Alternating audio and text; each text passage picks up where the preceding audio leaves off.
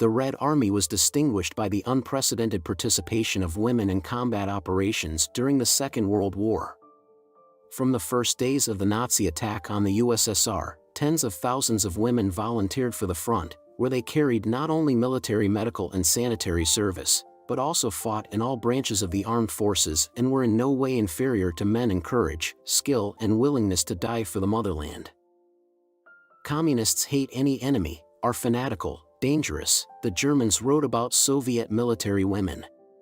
And they really fought to the end. After all, they knew that they would not have to wait for mercy in captivity. For the German occupiers, the mass inclusion of women in the ranks of the Red Army was a phenomenon difficult to explain, as was the communist idea of equality of people in general. Women were also present in the ranks of the Wehrmacht, but only auxiliary units were formed from them. Most of the mobilized German women served as wardens in concentration camps, while in aviation, sabotage and reconnaissance units there were only a few, according to various sources, a little more than 100. And in the Red Army, women made up about 800,000. Stalin does not pity the Russian woman, the Nazis hypocritically proclaimed in their propaganda posters, and they themselves ruthlessly exterminated Soviet women, since they refused to recognize them as military personnel, equating them with partisans. Before you continue watching, please subscribe to my channel and like it. Of course, this is optional, the main thing is to be sincere.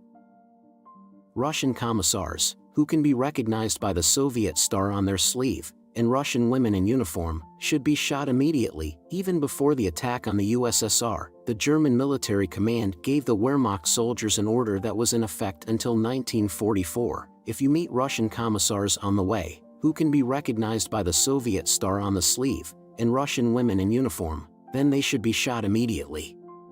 Whoever does not do this and does not comply with the order will be held accountable and punished. Thus, Soviet women prisoners of war in the early years of the war were most often expected to be shot on the spot. In his book Captivity, historian Aaron Schneer cites the memories of an Italian soldier who fought near Kharkov against a Russian women's regiment. According to him, all the captured women were sentenced by the Germans to immediate execution. Women did not expect anything else. They only asked to be allowed to wash in the bath beforehand and wash their dirty laundry in order to die in a clean state, as it should be according to old Russian customs. The author quotes an eyewitness story. The historian cites many more cases of violence on the spot, often accompanied by brutal torture and abuse. At the same time, many Soviet women prisoners of war ended up in German camps. It is unknown how many of them were held there, as well as the total number of prisoners. Historians only suggest that among the prisoners of the camp they were no more than a third. In German camps, Soviet women were subjected to no less perverse torture and violence. The camp guards from among former prisoners of war and camp policemen were especially cynical about women prisoners of war. They raped the captives or forced them to cohabit with them under threat of death, writes Aaron Schneer, also citing witness statements and confessions of the camp authorities who were court-martialed.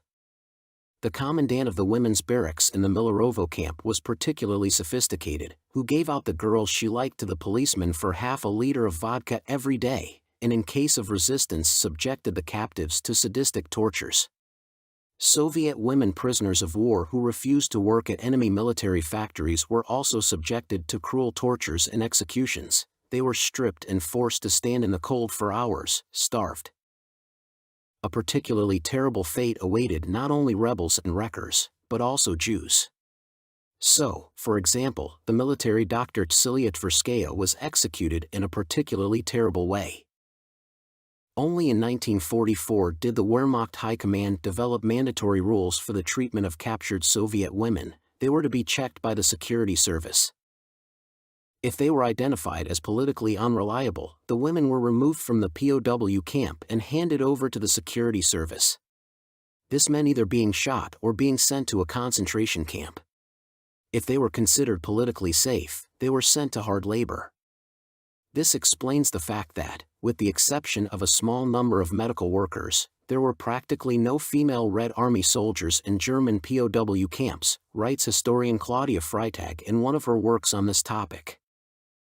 pilot Anna Egorova was one of the few women who came from a prison camp. Her plane was shot down in August 1944 during the 227th Combat Sortie, and she had to parachute out near Warhau behind the front line.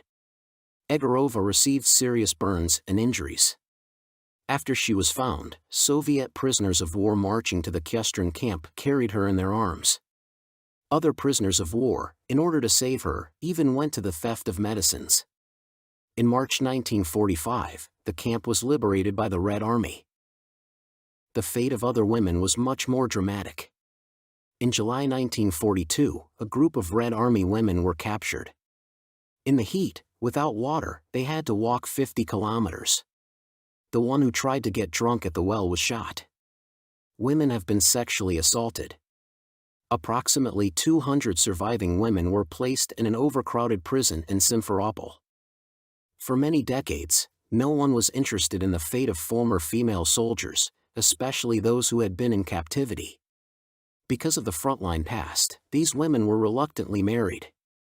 They suffered from war injuries. Because of heavy physical exertion during the war, they could not have children. Many women did not say that they served in the army, hid their injuries, did not wear awards, and were embarrassed to issue a veteran's pension. Men reigned in the public space, and former female soldiers were discriminated against. For a long time they were not invited to veterans' meetings.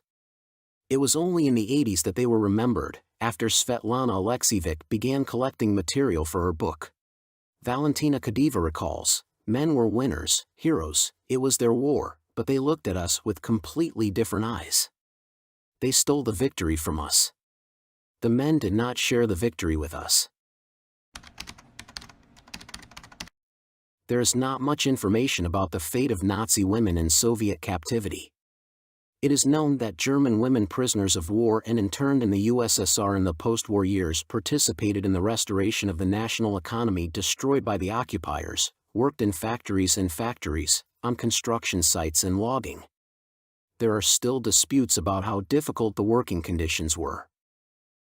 One of the evidences of the nightmares of camp life in the USSR are the memoirs of the prisoner Frida Helensky, who claimed that she spent 4 years at various construction sites. Dozens of her compatriots died in the Soviet Union from hard work and diseases.